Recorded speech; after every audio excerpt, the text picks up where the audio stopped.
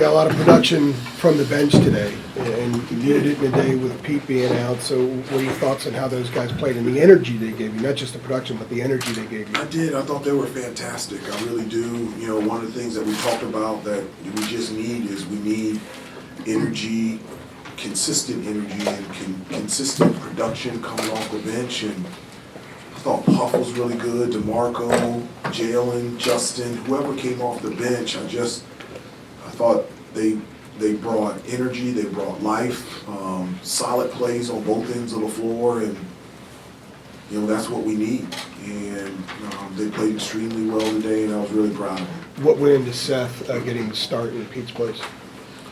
Well, one of the things that we thought about was how can we match up with them defensively. Like, so in terms of my decisions on who to start the game, which doesn't for me really mean much. You know, I don't put a lot into starting at all, but what I was thinking was what could start us off in the best position defensively in terms to match up with them. And so Seth is a gifted defender.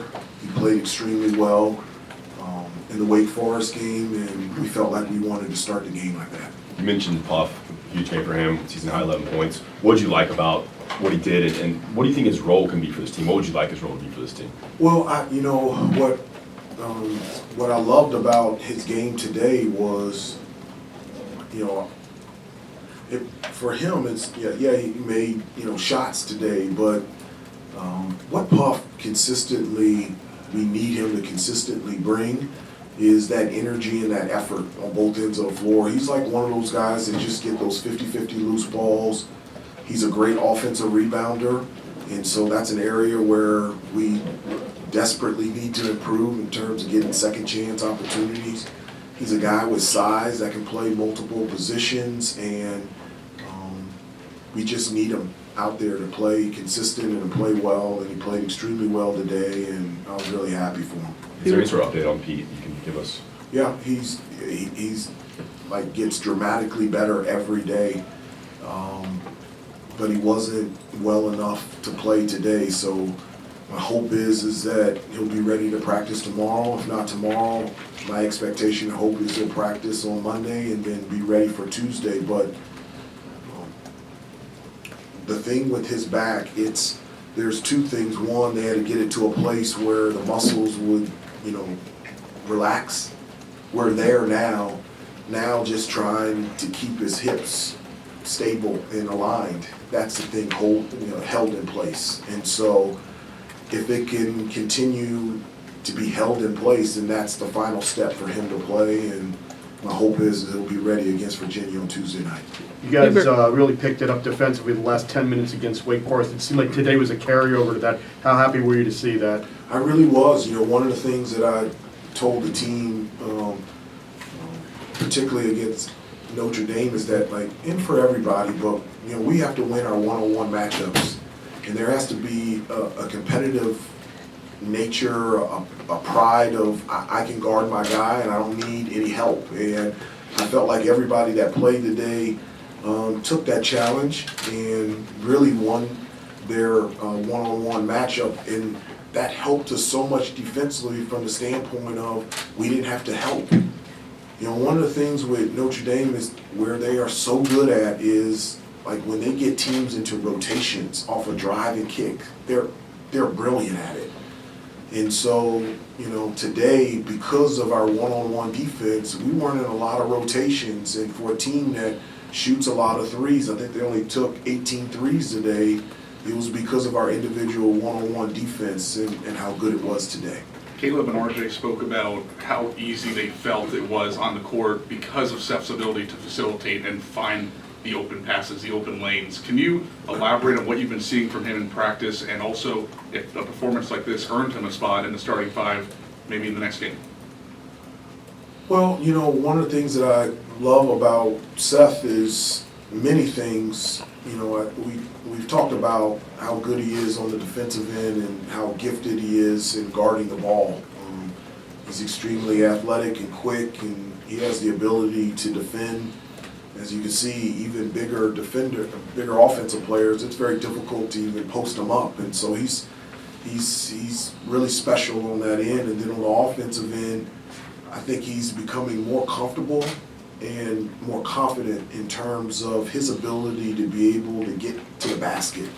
And once he gets to the basket, he can use his athleticism to be able to create a shot for himself and also his teammates. And so when he's on the floor with RJ and Caleb, now you've got three playmakers, three guys off the bounce, one-on-one situations that can create a shot for themselves and for their teammates. And so that's good news for us offensively and bad news for the opponent. What have you Caleb seen? stand up for One at a Puff after the dunk? Huh? Be happy to see Caleb stand up after the Puff dunk and the flagrant foul. Yeah, I didn't see much of it. I don't like technical fouls, but I love our team standing up for each other, and Caleb standing up for Puff. I support that. I encourage that. I can every day, and that's one of the many things that makes Caleb such a great teammate. So, Hubert, what would you attribute Armando? He seems like he's handling double teams a lot better than he was earlier. Yes, we worked on it. We worked on it because at the beginning of the year it was a little shaky, and every day at practice over the last 2 weeks we worked on it. We've just put together just basic drills just to work on it, individual workout. We worked on it to get him more comfortable. One, when the double team comes, we've also worked with him in terms of getting him more comfortable where it comes from, whether it comes from the top or the baseline. And then we've gotten him more comfortable at where his outlets are, where the guys are going to be, so that when a double team comes, he knows exactly where his teammates are going to be so he can pass the ball out of the post. I think a great example of that was in the second half when we made the cross-court pass to RJ. I don't think that's something that he could have made at the beginning of the year. Today he was able to make it, and RJ had a wide-open three. Do you have to tweak that going into Virginia, knowing that normally it's two bigs that are doing the double? Yeah, we'll tweak it. Email it to you. We'll take a look. They double big to big. I didn't know. And how much? I had the same thought as CL, so I must be doing something right. How much has that maybe helped you guys not get stuck? Armando's recognition of the double teams, passing out. He's got 9 assists the last 2 games. That helps. That helps. How does it keep you from getting stuck sometimes, I feel like?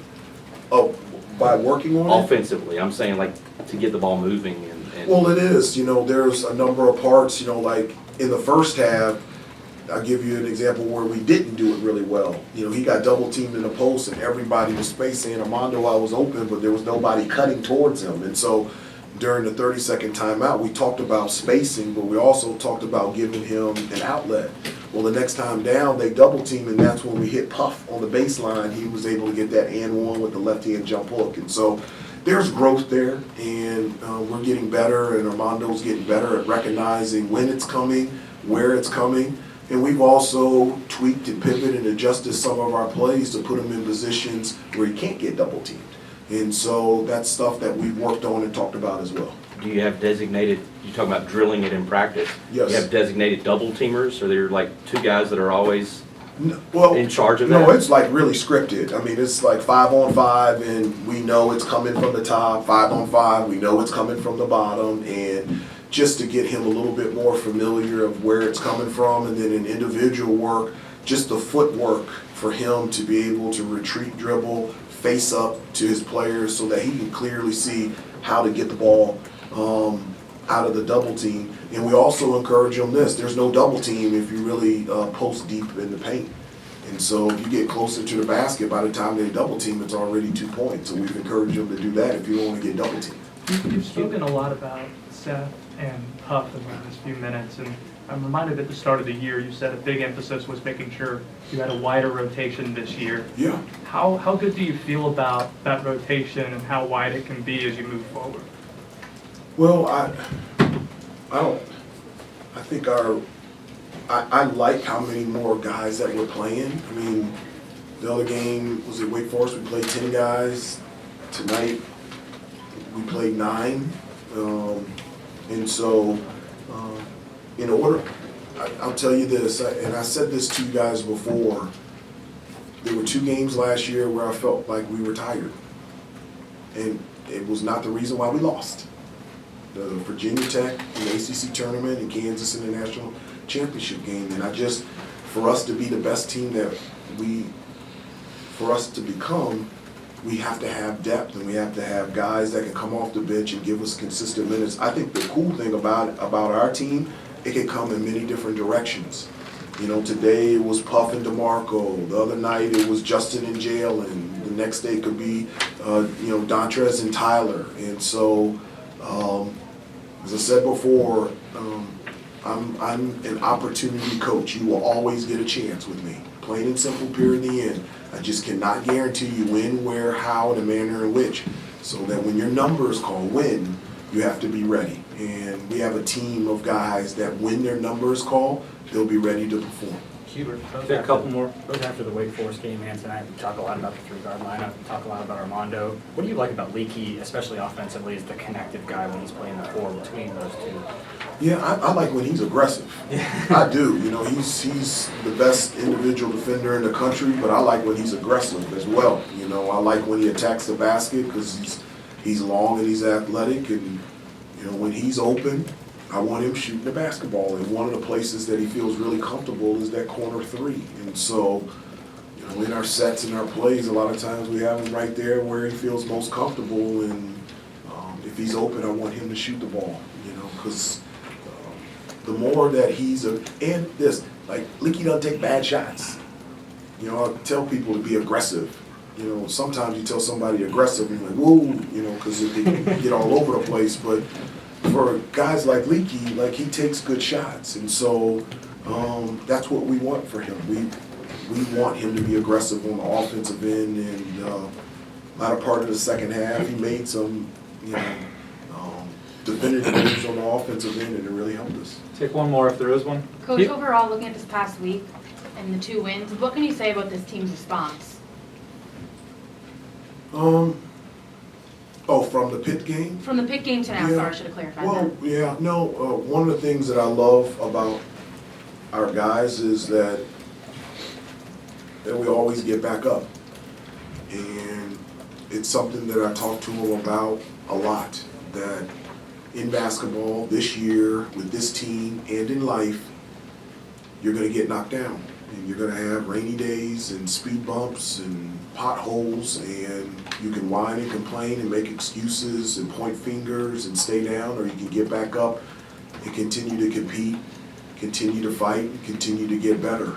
And this team always has responded in that way. And so I would take it even further, not just a response from the Pitt game, I would take it even further from the 4 games that we lost, and now we've won 6 out of 7. And so, does that mean to stop? No.